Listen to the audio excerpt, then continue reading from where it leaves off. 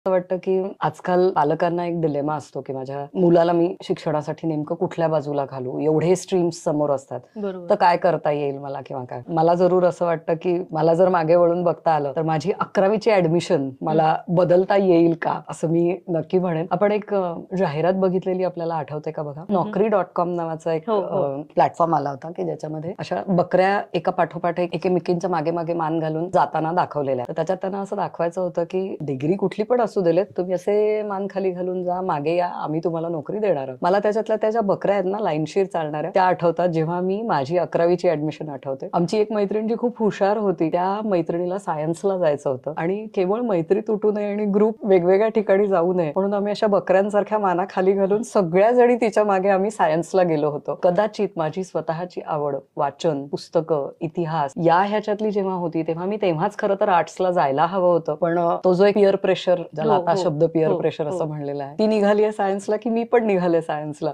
हे मला बदलायला आज मी जर विचार केला तर मला नक्की आवडेल माझी 11वीची ऍडमिशन मी जी सायन्सला घेतली होती ती बदलून मला ती आर्ट्स कडे घ्यायला, आर्ट्स कडे जायला मला जरूर आवडेल. नवीन मुलं मला वाटतं आताच्या जनरेशनची जी आहेत ना ती खरंच खूप विचारी आहेत.